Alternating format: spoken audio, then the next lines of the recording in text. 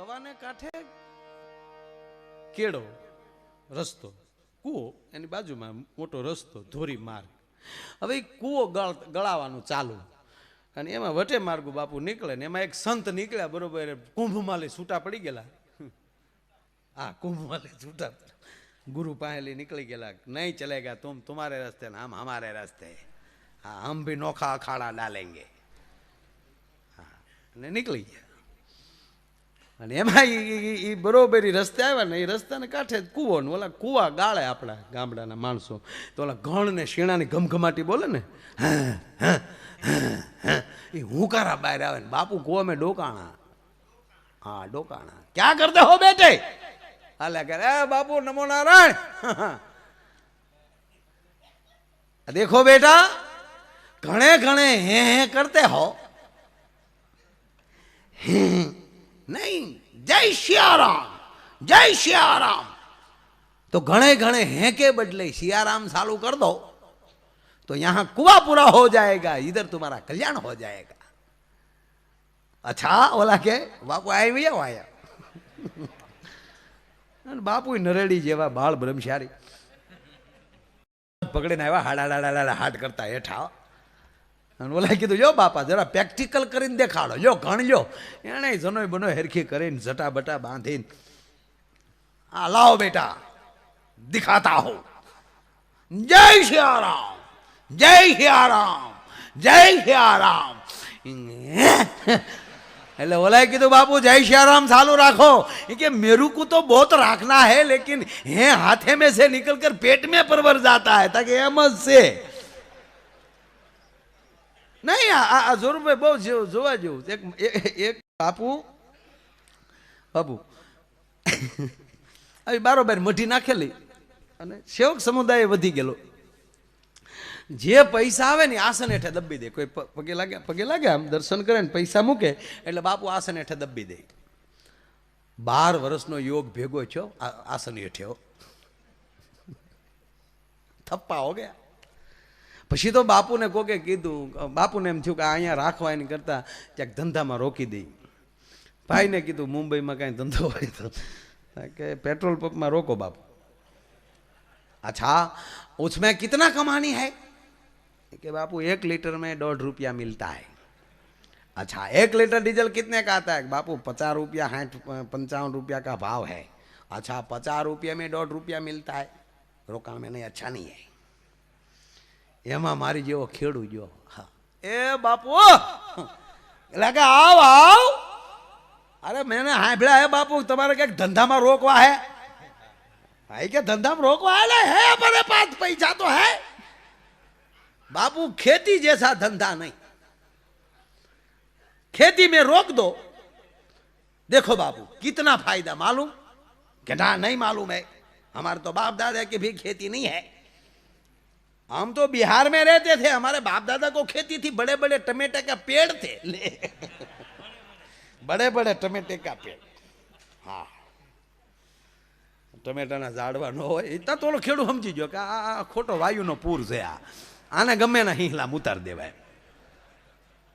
अच्छा बापू तो आपको मालूम होगा, लेकिन देखो खेती में कितना कितना नफा फायदा कितना.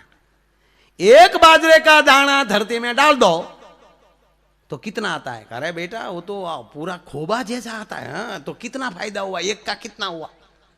तो 1 रुपये का बाजरे का दाना कितना आता है? न्याली शुरू करियो. 1 रुपये में तो बापू 1 खोबा तो आएगा ना. क्या 1 खोबे को वाव दो. हिंदी नु ध्यान देजो पासा. હવે તમે કલ્પના કરો કે બાપુને એને કેવા ભોળવાય છે કે 1 બાજરો તમે વાવો તો વાત થાય કે આખું એક ડુંડું આવે, 1 ખોબો થાય, કેટલા ગણો ફાયદો. तो बापू ने जटा छूटी, बहुत फायदा है. हाँ बापू इसलिए बोलता हूं कि खेती में रोक दो. ये तो बाजरे की बात हुई, तो मगफली करे तो कितना फायदा. अल्लाह सही बात है. अरे बापू सूरजमुखी करेगा तो कितना फायदा. बेटा क्या बात है, तू तो हिसाब भी नहीं करने देता है. अरे बापू बाढ़ करे शेरडी का तो कितनी खांड होती। अरे क्या बेटा वो ही करना चाहिए। बोला ने हेरडी करवी थी बोल तो बोला ये खेड़ू હતો ને એને हेरडी करवी थी बिना पैसा नहोता। ले जाओ बेटा बाढ़ करो शेरडी का गन्ने की खेती बाढ़ करो।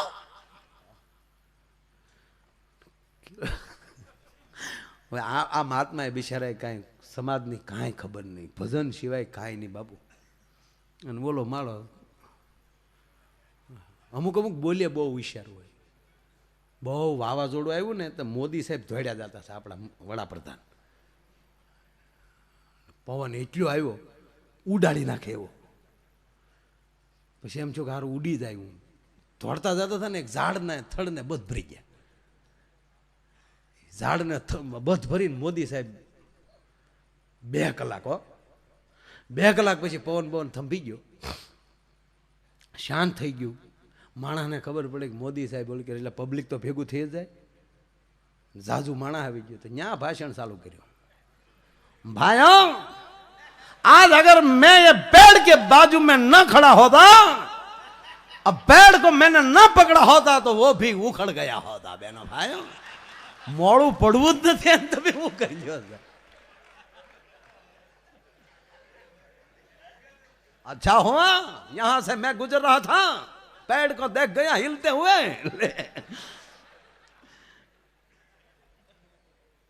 बस આ મોડું નહીં પડવાનું એટલે આગળ વધી જ જાઓ। મોડા પીડ્યા તો મીર્યા। એટલે આ બાપુએ બિચારાએ કોઈ દી દુઃખ જોયેલું જ નહીં કાંઈ। અને એમાં ઓલો ખેડૂ એટલો બધો હોશિયાર ને ભાઈ, તો રાજભાઈ હેરડીનો વાડ તૈયાર થઈ ગયો ને એટલે રાતના ખટરા ભરી લીધા અને બધું ફેક્ટરીમાં તાલાળા।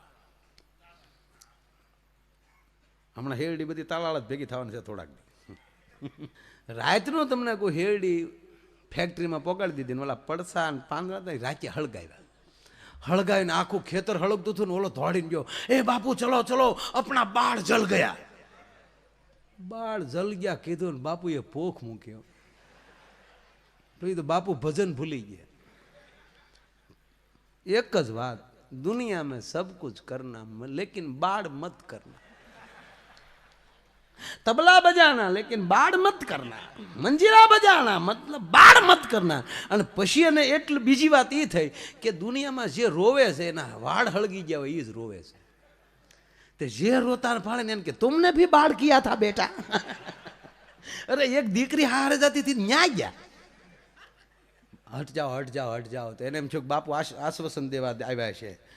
તો દીકરીની માથે હાથ મૂકે, इतनी उम्र में तुमने भी बाढ़ किया था बेटा। એને એટલું જ છું ટૂંકમાં વાત એટલી કે રોવા છે એ હેરડી વાળા જ રોવે છે। એમ જેને ભજન ભગવાનની રાહે બેઠા બેઠા જેને આંખમાં આહુડ આવી જાય છે એ એમ જ માને છે કે આ એ ભગવાનની રાહે જ રડે છે।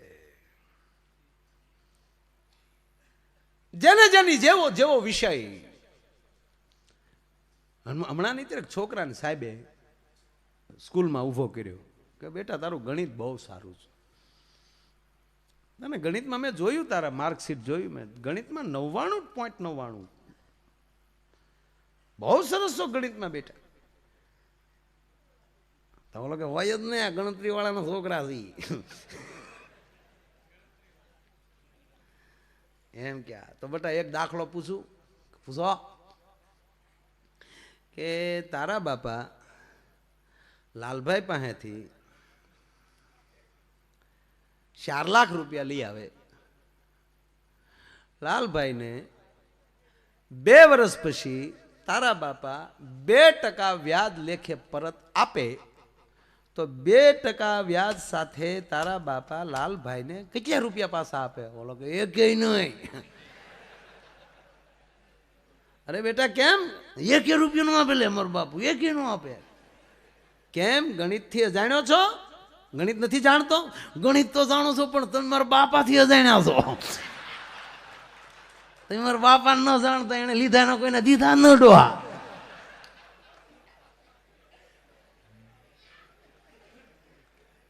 બધા કરતા જાણવો અનુભવ છે। એ બધાને જે અનુભવ થાય છે, પણ અનુભવ શેનો થાય છે એ જાણવું મહત્વ છે. તમે મહાભારત વાંચો કે ભાગવત વાંચો કે ગીતાજી વાંચો, એનો મૂળ હેતુ તો અર્થ તો હોવો જ જોઈએ કે આ શું કામ થયું, કોના માટે. પરીક્ષિત છે એ જીવતા સાંભળે 7 દિવસ માટે, તો 7 દિવસમાં એ નષ્ટો મોહ કરીને ઉભા રહી જાય છે. અને મર્યા પછી ધંધુકારી એનો ભાઈ ગૌકર્ણ એને કથા સંભળાવે તો મર્યા પછી પણ મોક્ષ મળે છે. કેવી પતિત પાવની આ કથા! 3 વ્યક્તિએ કથા કરી. નારદજીએ સમિત કુમારોને સંભળાવી, ગૌકર્ણે ધંધુકારીને સંભળાવી અને સુખદેવે મહારાજ પરીક્ષિતને સંભળાવી. જીવતા, મરેલા અને અદ્રશ્ય, ત્રણેય કાળને આ મોક્ષ દેનારી કથા છે. હવે નિર્ણય આપણે કરવાનો છે. જો જીવતા સહીને સાંભળવું હોય તો જો પંખા ફરે છે, માથે પાણીના ફુવારા, એ ટાઈમ ટુ ટાઈમ ચા કહું બા, એ પાછું બપોરે તમને કોઈ લાડવાન, આમ ધુબાકા દિન સાંભળીને મોક્ષ મેળવવો છે. અને પછી પૂછજો દાદાને, પિતૃ થઈને સાંભળવી હોય તો ગાડલા નહીં મળે ભાઈ. પિતૃને ગાડલામાં બેહવાની મનાય છે. પિતૃ માથે પંખો નહીં હોય, એને વાહડાની કાતળીમાં ગળીને સાંભળવાની છે. એનું સ્થાન, એને સાંભળવાનો પ્રોગ્રામ કઈ જગ્યાએ, એને ભાગવત સાંભળવા પિતૃને તો ક્યાં બેસીને સાંભળે? વાહડાની કાતળીમાં.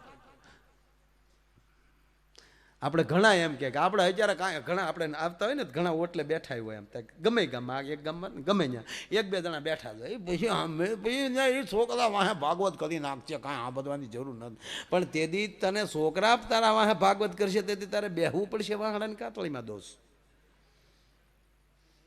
નિર્ણય કરી લો. પછી કવડો વાહડો રાખી તો છોકરાને ફેર કાતળીમાં હલવાઈને સાંભળવું છે કે ગાડલા ઉપર બેસીને સાંભળી લેવું છે?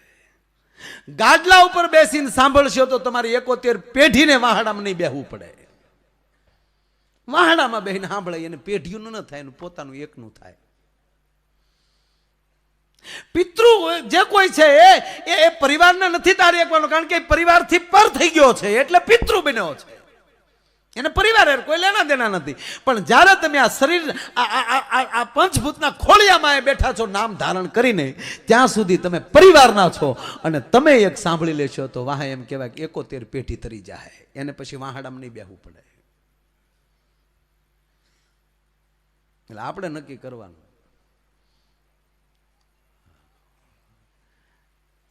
અમુક કે વાહડા ફાડીને ન બહાર નીકળી એટલે કાતળિયું ફાટે એક દિવસે એક.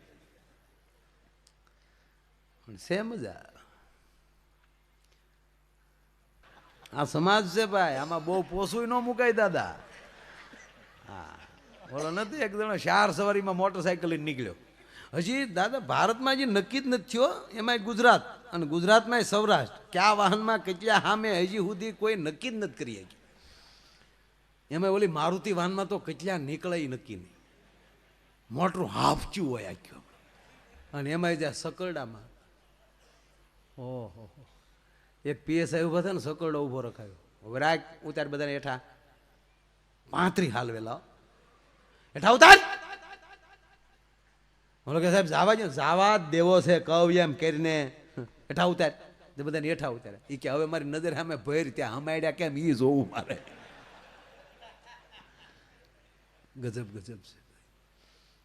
4 જણા જતા હતા મોટરસાઇકલ, એક મોટરસાઇકલમાં 4. નવી ભરતીના પીએસ આવ્યો, નવા સારું સાહસ કરી દે. પછી 5 વર્ષ પછી જ એને ખબર પડે કેમ નોકરો કરાય એમ. પછી કે આમ જ કરાય, આમાં બહુ સત્વાદી દીકરો ન થવાય. નવી ભરતીના પીએસ ને કેડે રિવોલ્વર આવેલી, ઉભો રખાય, ઉભી રખાય. બોલે નાન્યા મોટરસાયકલ સોટાડી દીધું. હું છે ધારાસભ્યના હગાય છે, હા, જે તે વિસ્તારના. હું છે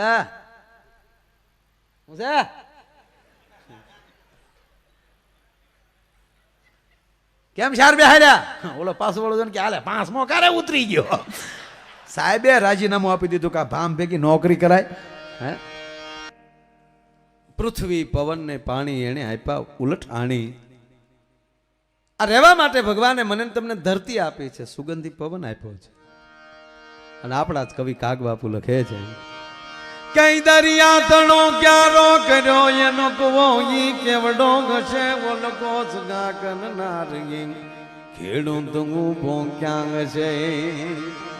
આન ધરતી તણો પીડો કર્યો રજ લાવ્યો ઈ ક્યાંથી ઘસે એ જગ સાક ફેરવનાર ઈ કુંભાર ઊભો ક્યાં છે. આન બાબે મચાલો બાળતો ગંજવાળતો ઊભો મચાલી ક્યાંક છે પણ આ બધું જોવા તણી કવિ કે દિલ જંખ ના ખટકી રહી આન બ્રહ્માંડ ને ભટકી રહી એ બ્રહ્માંડ ને ભટકી રહી અંતે મતી અટકી ગઈ. આ બધી રચના ભગવાનની છે. આ જો શરીરે ભગવાન જ બનાવ્યું આ બધું આમાં. હા ઠીક છે, વિજ્ઞાને જ્યારે ઘણી હરણફાળ ભરી ગયું. હમણાં તો એક જણ આવ્યો મારી પાસે, ભાઈ અધકચરો ભણેલો, મને કે એકચ્યુઅલીમાં ભાઈ એકચ્યુઅલી કે એટલું સમજી જાવ કે આ એકચ્યુઅલી જ છે, ખરેખર જ છે આમાં. હા મને કે આપણે જો એકચ્યુઅલી આમ જો અમેરિકા કરતાં મને કે 200 વર્ષ પાછળ છીએ. બોલો 200 વર્ષે મને કે સાથે થઈ રહી તો સારું કહેવાય. મેં કીધું ગાંડા કાઢ મેં લુખા આપણે કોઈ ભારતને પાછળ કે નહીં આપણને ન ગમે. આ મૂળ તો ન્યાના ને. હા કોકિલાબેન ગમે એટલા કરોડપતિના દીકરા માં કહેવાય ડોહા. એ આપણું જાડું ઓઢણું ઓઢીને બેઠી એ આપણી માઈ માં જે છે એમ કાંઈ ભારતનું કોક ખરાબ બોલે મેળાવે મેળ એટલે કઈ ખોટું નહીં. એટલે મેં એને કીધું ગાંડા અમેરિકા આપણી પાછળ છે આખા